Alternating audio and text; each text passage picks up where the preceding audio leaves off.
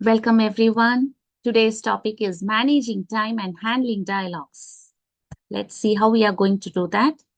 The contents will be hierarchy of needs. We spoke about this a bit. Let us connect it with time management, not time management, managing my time. Then second one would be time structuring. 6 activities are there. Then unhealthy transactions. What are they? How they look like? And finally, how to handle the dialogues. So welcome once again. Hierarchy of needs and managing time. The basic need has to be met first, that is the physiological needs. Then comes the safety needs. Once we feel safe and secure, then the mind craves for love and belongingness, intimacy, friendship, socializing. Then the next step would be working for one's own self-respect, self-esteem. And then the last one would be self-actualization to become the best one can to live life to the fullest. So, in the journey of accomplishing these needs, we divide our time knowingly or unknowingly. And sometimes we will invest more time into one according to the need that is there. So, first step is to identify where we stand in this. Am I at the love and belongingness, or do my safety needs need to be met? So, first step is analyze where do I and you, each one of us, stand in this needs. Okay, then the next one would be, let us remember it as 3S, easy for understanding. The first two, physiological needs and safety needs. Usually we go for work, we earn money, we have to survive in this wonderful planet. So we need money. So what all we do for that comes under the first category. Let us call it as the security or material gains. The next one would be for love and belongingness. If that is our need, we might invest more time into that. So let us call it as socializing. And then for the fourth and fifth needs, which is self-esteem and self-actualization, we invest more in the self. So how do we structure our time based on the priority? If security is my priority, I would be investing all my time into activity. If socializing is my priority, I have four areas where I can invest my time into. If self is the activity, self is the interest, then I will be investing in one activity that is called withdrawal. So let us see the 6 aspects of time structuring. So security, we already said, sorry, it can be in the form of business or profession or employment, some source of income. For that, when we put efforts, that comes under the category of security. And one example would be activity, which is our regular job. Socializing, we have 4 aspects. One is, we can have intimate relationships, or we can also have rituals. Let's see what each one of these is soon. Time pass and psychological games. Do we need to play psychological games? Let's see it soon. For the self, what we do is withdrawal. We invest our time in withdrawal. So into the second part for today, that is the time structuring 6 ways. So we already covered 6 ways. 1 is withdrawal, 2 rituals, 3 pastime, 4 psychological games, 5 activities, 6 intimacy. Let's see what each one of them is all about. First one is withdrawal. Okay, before that, why do we continuously do 2 or 3 things or 4 or 5 things? Why not we get stuck? Or what happens when we stuck with just one work alone? There is boredom. It is also said as per transactional analysis that we do not get the required amount of strokes. Strokes means recognition. So to get recognition, either from the self or from others, we continuously try to incorporate many activities in our daily routine. So coming to withdrawal. This is going to be interesting. We already know the PAC model, parent, adult, child. So let us examine withdrawal. Before that, one more thing. All these elements, we do this, we consider 2 things in our mind. One, every activity that I do, either I need to feel good, feel recognized, or I might do not take the risk of rejection. So the first picture represents rejection. I don't want rejection, so I might avoid certain things. I want to feel good, so I might explore certain things. So this is the basic criteria based on which we divide our time on a day-to-day basis. So withdrawal. Yeah. Yeah. From PAC model, how does it work actually? Withdrawal simply means I am withdrawing. When I'm angry, I might withdraw. Where I just want to isolate myself to think, to come up with solutions. So withdrawal can happen in many ways. So if I am acting from parental ego state, I might withdraw like prayer. Doing prayer regularly means I am acting from parental ego state. Adult ego state would be silence or meditation. And child ego state, if I withdraw how to know whether I'm in child ego state, I will be focusing more on creativity. And the risk of rejection in the case of withdrawal is maximum or minimum. Think for a while. It is minimum. Why? Because I am withdrawing and I'm being to myself. So who is going to reject me? Yeah, of course, if 24/7 I am meditating or I am into some creativity, forgetting everything, forgetting the family, maybe the family can reject me. Yeah, other than that, the risk of rejection is minimum here. We can say 0. Yeah, and the feeling, how does it feel? It feels good, but it is minimum. The stroke is minimum with regards to withdrawal because I'm just being with myself. The next one is rituals. What do we mean by this? Rituals is the second step in this time structuring. We greet somebody says hi, somebody comes and talks to us, says some good words. These come under rituals like formal greetings, and then festivals, occasions, celebrations. All these come under rituals. Which ego state enjoys the rituals the most? If there is food, clothing, entertainment, the child will be there enjoying. Or else usually it is a parental ego state, and adult also, if there is some goal, something to be met, to keep community together. In that sense, adult will also be actively involved. Yeah. And the risk of rejection is slightly higher. Why? Because think, for example, I go to office in the morning and I greet somebody and I don't get the response back. They ignore me. Means I get hurt even a bit. So the risk of rejection is there with rituals, unlike with withdrawal. With withdrawal, it's like 0. Here, say it's like 1. Because I ask a couple of questions to a person, they don't respond. The reason can be many, but then it hurts. So that is rituals can affect us in a negative way. So risk of rejection is there. Yeah. Then feeling good, yeah. If usually it feels good. Why? Because we interact with people and it's a good feeling. Next one would be pastime. Yeah. What do we mean by pastime? Very simple. It is how we kill our time. There is only talking, no doing. It is not outcome oriented. It is just talking, talking, talking. When I involve in pastime activity from my parental ego state, what will I be talking about? It will be about this generation, culture, religion, in general, the topics. From adult ego state, it will be something more focused, like about stock exchange or share market or model of vehicles to exchange information, basically. From child ego state, it would be, sorry, something more interesting, like what children do, talk about games, or romancing comes under the child ego state, beauty related things or fun related all comes under child ego state activity.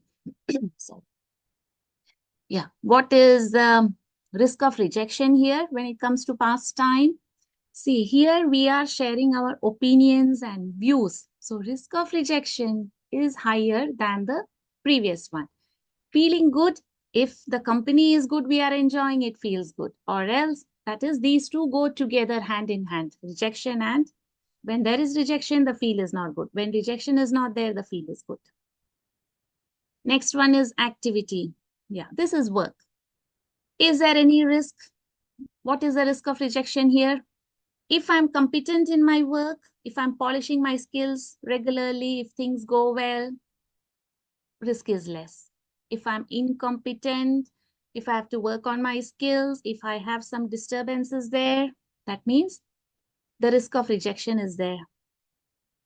And the feel, when I am doing to my best, when I am doing everything as it has to be, I get good sleep, everything is going well, I feel good. Or else the feel is not good.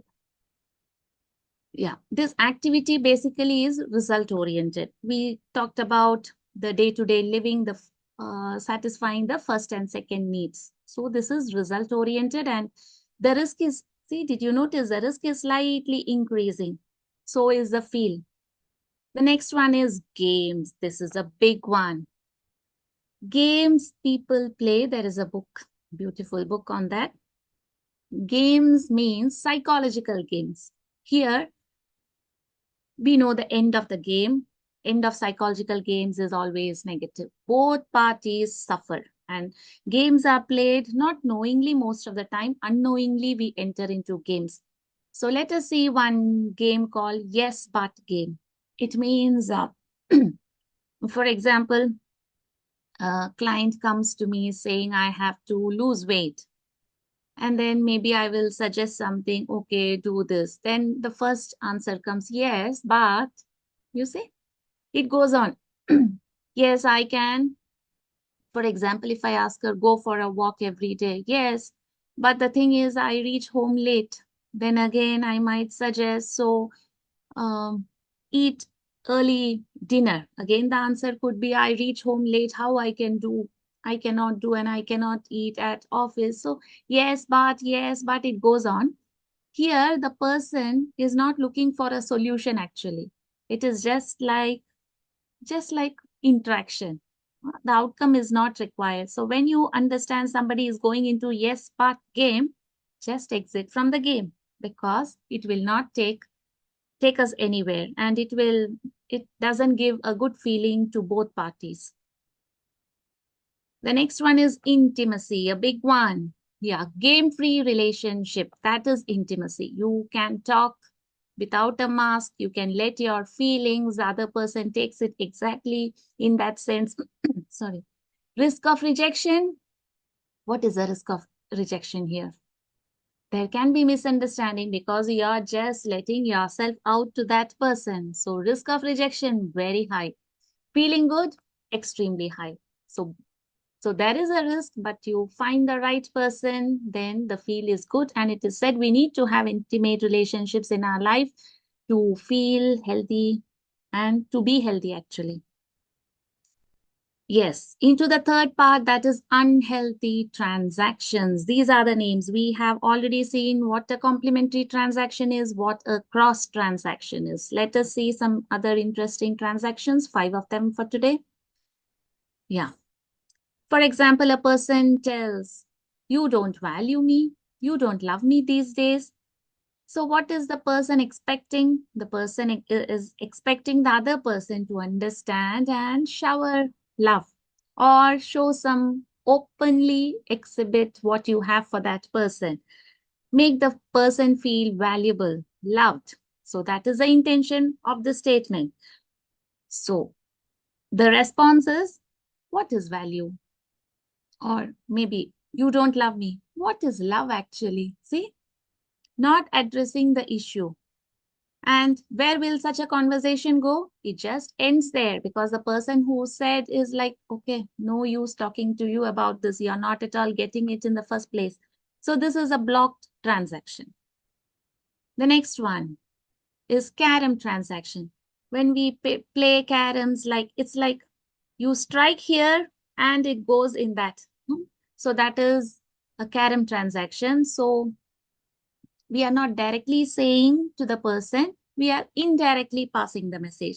This can be used in a good way, like father telling in front of son or daughter about mother. Father can praise mother. See, it is going indirectly. You're talking to the other person, but the message is being taken by this person. So it can be both positive and negative. Find for some examples from your own life about Karam transaction. Yeah, next one is, yeah, another one, big one. Wife is worried.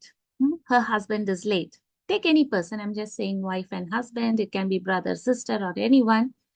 So she picks up, like she calls, why are you late?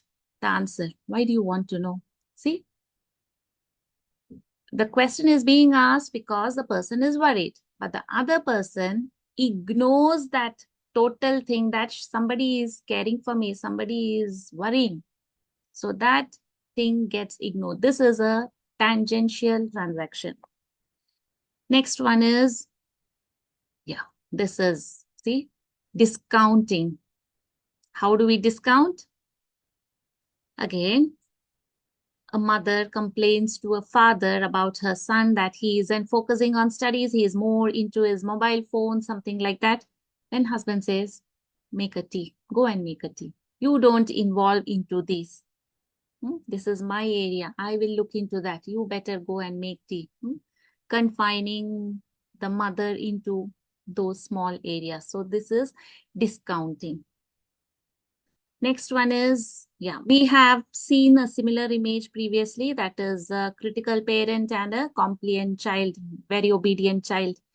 So here the mother is saying, you're stupid, you're not good for anything, you're doing that in spite of telling you many times, you are like that, you are like this. See the typical look, head down look. Here the child means, okay, now you have the power, mama, you say what you want to.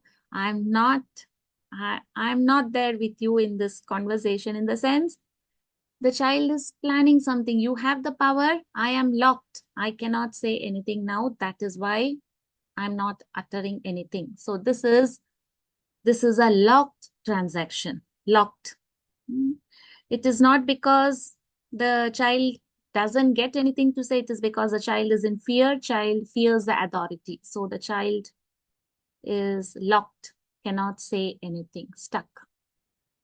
These are the 5 unhealthy transactions. Now the last part, handling dialogues. Yeah. If if we get to hear these type of transactions, how to deal with them? Either we already know the PAC model, either we can use our free child or we can use our adult. How are we going to do that? Yeah, basically, see, this responding to a dialogue is, we cannot teach a person, okay, when that person says like this, you have to say like this. No, because verbal communication is just 7%. Rest is bodily message. And then there is a hidden message sometimes. So it is one-to-one dealings. Based on that situation, the response comes. So then why are we talking about this? It is because to understand that there are such transactions, and if you don't feel good, maybe the person is talking verbally, it's okay, the social message is okay, but there is a hidden message that you're picking up. So that is why you don't feel good. So it's okay. Slowly, when we step into adult ego state, handling such transactions become easier. So when we are in, remember, parent means the knowledge, the values, the empathy. Child ego state means the fun, the entertainment, enjoyment. Adult is here and now, thinking, analyzing, and what is best to do that. Adult is the most efficient ego state. Adult is always in the present. And an integrated adult can use parent or child accordingly. We already spoke about the divisions of parent and divisions of child. Adult has no divisions. We are not going into that now. Seeing how does a person who is working from parental ego state see his or her own self? Parent, critical, nurturing. So I see myself superior to everyone. That is why I am intended to correct the world, correct the society, correct others. So seeing self is at the top. Adult sees everyone as equal. So there is no fear, there is no bossy nature. And how does the child? Child looks at everybody like this, like you are superior to me. That means I am inferior to you. See, a husband or wife who is in child ego state always underestimates the self. That is, I am lower, you are superior. We are giving the power, the charge of our life into the other person's hands. Need not do that. Both are adults. So child ego state is sees his or herself as inferior, entitled, less. That means I need not get my due. I need not get the share. I am inferior. See? Yeah. Then about others also, parental ego state sees others as lower than me. Why? Because I know better than you. So how did the parent get to know better than everyone? Because the parent invested time, studied. So give a chance for others also to learn and to come up. Yeah. Then how does the adult sees others? It is interesting. Adult sees others as equals. So when there is something good, adult takes it. When it is not good, adult has the power to reject it. Adult has that wisdom. The child sees others. I am inferior. So how will I see others? How will I deal with others? They are all superior to me. So I have to either please others or do something for them. Yeah. The next one is, yeah, when it comes to listening, how does a parental ego state person who is dealing from that, how does that person listen? Here, listening is just to talk. I will not even listen completely. Why? Because I'm ready to talk. I know everything. Parent knows everything. Adult ego state listens and takes what is needed and discards what is not needed. It will weigh, it will evaluate. Child ego state, listening. Child ego state, listening is with emotions. Yeah. Then the next one is response to disapproval. Yeah. If I get to hear no, disapproval, when I am working from parental ego state, I cannot accept that because I am the authority, I am the power. You have no right to say no to me. I might dismiss you, I might do something. And if I'm working from my child ego state, how will I be? I will show time, I will do something. I will be emotional. The words will be loaded with emotions. I cannot accept it. I will be going into worry mode or guilt mode or sadness. But how does an adult take this? Adult weighs the pros and cons, and then if the adult ego state, the person in such an adult ego state understands the other person is accurate, there is no issue in giving credit to the other person.